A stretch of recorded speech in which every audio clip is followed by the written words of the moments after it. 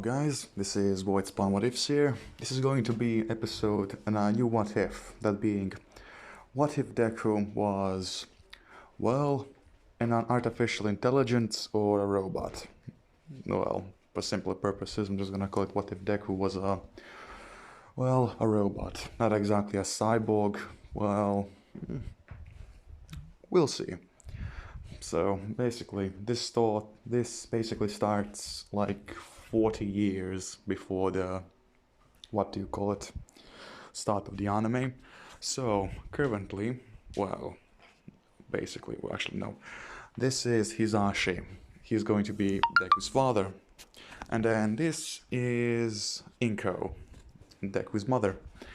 And so anyways, as you can see by her, basically, how do you say it, her armor, 40 years before the start of the anime, basically, let's see. This is, well, in the anime they stated that like if quirks didn't appear, that they would already be on the moon or like all that crap. This is where like they do have bases on the moon and can go into space. So yeah, this is basically like what if quirks and extremely advanced technology fused together. So yeah. Although at this point, currently the humanity, along with its quirks and also several of their own mechs, are fighting against an artificial intelligence. So yeah. Basically, the humans which are currently, how do you say it, wielding mechs. So basically, like this, or well, actually no, this is like this is basically it. These are like the types of mechs which they use.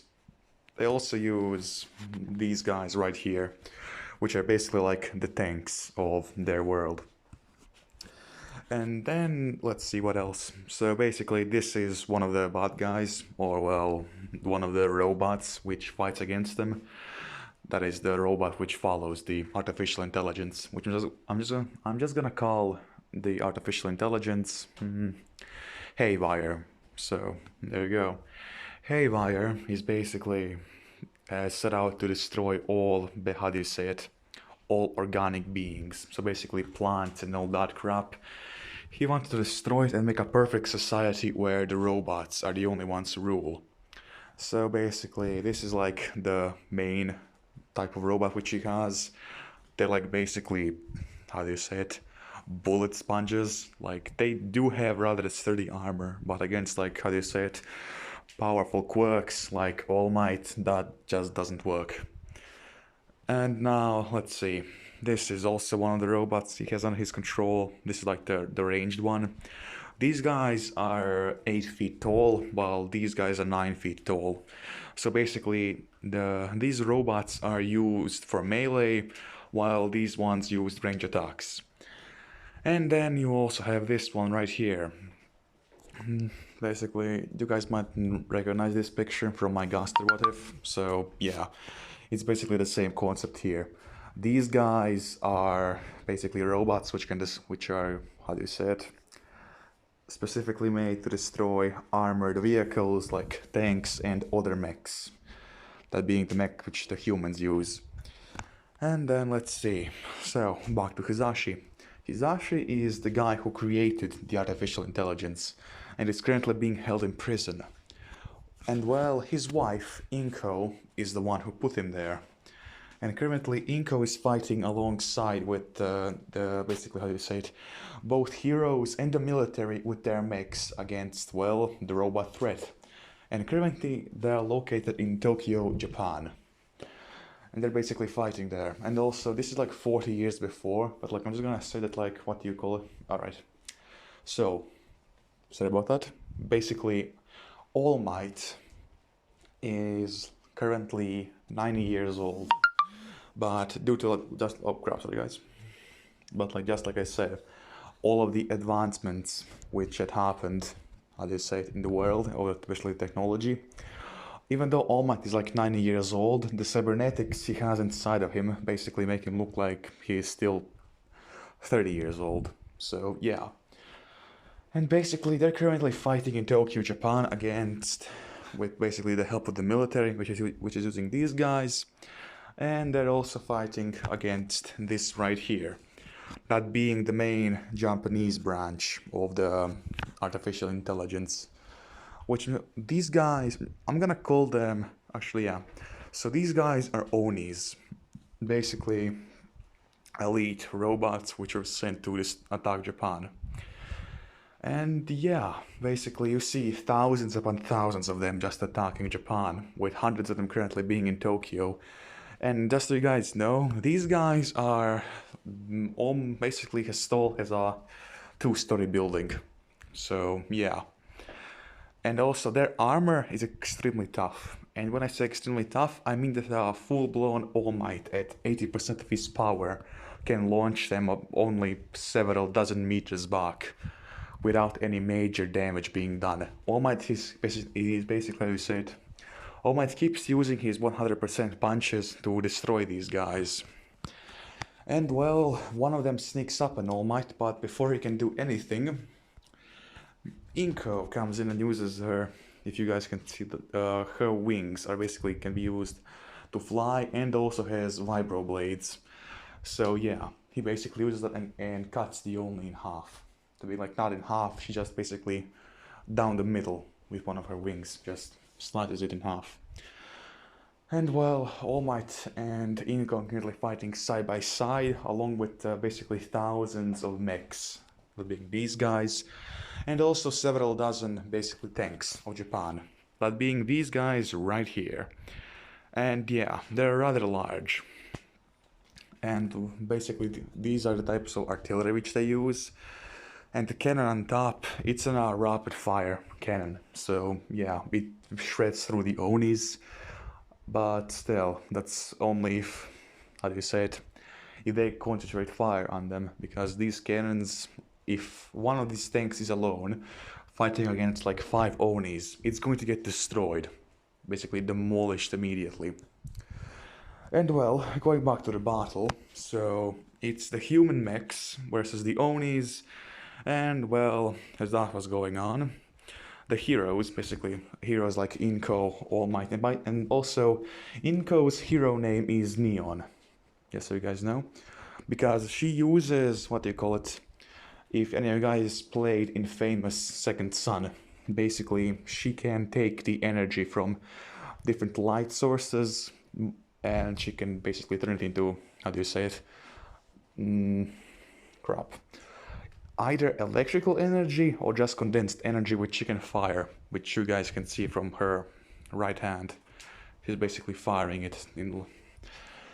And so, as that is going on, there's like hundreds of heroes fighting in basically Tokyo alone. Then there's also a bunch of them all over the world trying to, how do you say it, end this crisis.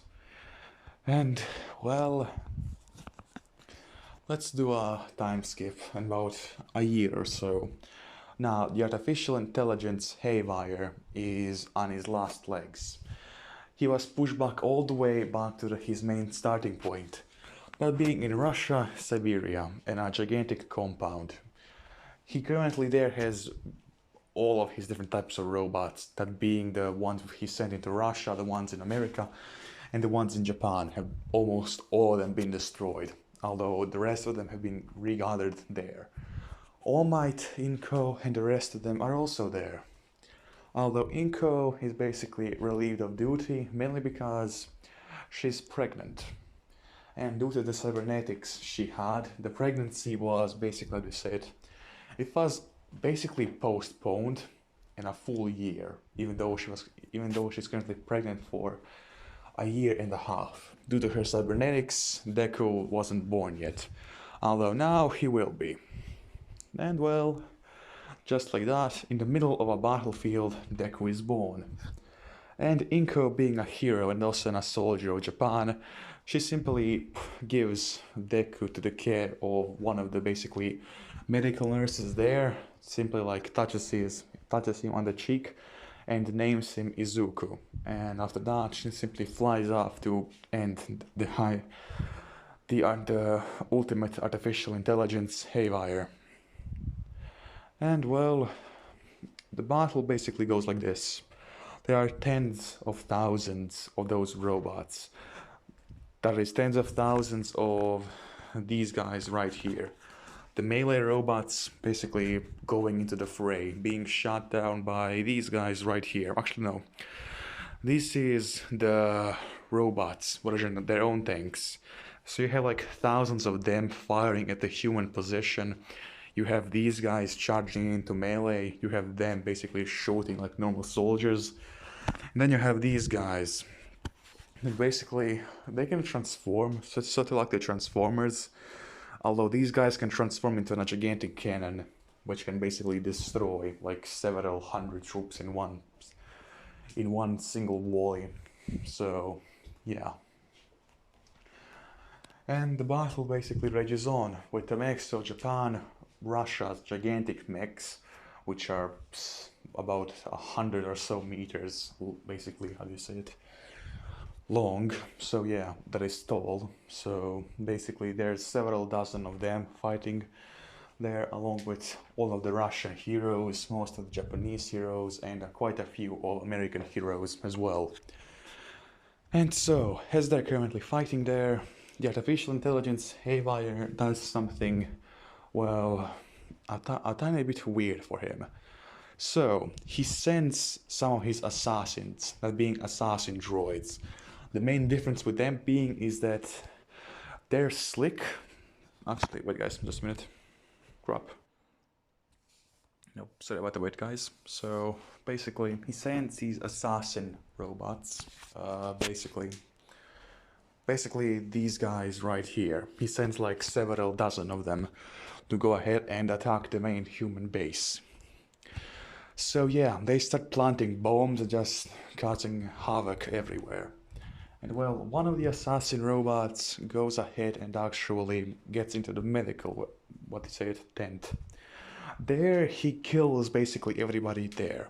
Because these robots, they are like the elite of the elite. Like, the artificial intelligence only created like 100 or so of them, because each one of them have their own basically AI installed.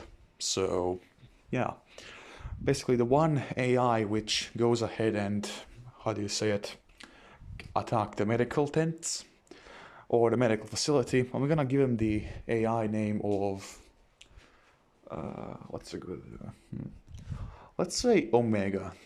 Yeah, right. Alpha, Delta, Omega. Yeah, okay, good, sure. Okay, good, sure. So basically, the AI Omega, or the assassin robot Omega, goes ahead and basically slaughters every single one of the human soldiers stationed there, along with several heroes, until he spots something. Basically, he reads how do you say it, in a weird source of energy coming from one of the humans. That human being Deku. Now, Deku's quirk is going to involve, actually, so basically, yeah. So, Hisashi's quirk was that he's basically, he's extremely smart, basically, and well, actually, no, let's say that Hisashi could fuse himself with technology. So, yeah, he fused himself with the internet and then basically did everything that he could, amassing a giant amount of knowledge. So, yeah. And that's when he started creating like different types of robots, and then eventually creating the AI, how do you say it, highware. So yeah, that is, yeah, highware. So then that ended up pretty badly, and he got thrown into prison for it. So now you know both Inko and Hisashi's quirks. Deku's quirk is a good bit different than both of theirs. Deku's quirk is that he can fuse himself with technology, so basically the same as his father, Hisashi, although to a much, much greater degree. He can like fully get his conscious into a different, basically into the internet, he creates himself to be like an AI. And let's see, what am I going to be calling Deku's quirk? I'm going to call Deku's quirk hyper-innovation. Yes, there we go. That sounds a bit good. It sounds a bit weird, but wait, what can I do? So basically, Deku's quirk is hyper-innovation. He can basically innovate any sort of technology he gets contacted to, but he can also fuse himself with the technology. And that's when Omega sees him. Now he's a bit intrigued by it until he gets the order from the AI, that is Highware, or actually, or is it, no, yeah, no, Highware, to basically kill him. And well, Omega, like I said, they are their own AIs, so Omega decides not to kill Deku. And instead, he simply leaves. He doesn't hurt him or anything. He just says to Highware that Deku is killed. And after that, simply leaves the battlefield, along with three other AIs, that being Alpha, Beta, and Delta. So yeah, those three assassins basically leave Highware. Or is it Malware? Crap, I forgot. How did I forget his name already? Crap. So basically, like I said, it's Highware, like I've been saying it. And well, after all of that, he doesn't get his assassins back, with most of his assassins being destroyed by the more powerful heroes. So yeah, and just like that, finally, the humans are able to push through the giant whale robots, along with Inko and All Might being one of the first ever heroes to basically just demolish their way inside of the facility. And then they are met with even more of these assassin guys. So he sent the Highware sent 30 of them, these assassin bots, to go ahead and cause havoc in the military camp or the military facility or the humans. And well, currently the other 60 of them, which is said because there was about 100 of them, I'm gonna say that there's like exactly 90 of them. So the other 60 the assassin robots, go ahead and charge them. And basically in a couple of seconds, dozens of humans are dying everywhere, and several mechs are being destroyed because these guys, they can use vibro blades, or like blades of energy from their, how do you say it? Basically like their gauntlets, like the part which is a bit higher than their main hand, that basically creates a blade which they can kill somebody with or cut stuff with. So yeah, and as all that is going on, All Might and Inko are basically pushed through them yet again and go ahead and into the main chambers where Highware is, like his main central computer. So yeah, he activates every single defensive measure he can, basically alerting all of these guys, including, actually no, he basically, All Might and Inko basically hear a thumping sound, and after that they see 4 of these guys. And when I said that they heard a thumping sound, these guys are basically a gigantic. They're basically in a 7 feet, that is a 7-story building. So yeah, they're the size of that. And those cannons, yeah, they can do a lot of fucking damage. And that's when they simply begin to fire. Well, All Might is actually able to quickly, how do you say it, get rid of one of them using like as much power as he can in one single punch, and he's able to completely smash through it, like just like how do you say it, a hole is left in basically the middle of the robot.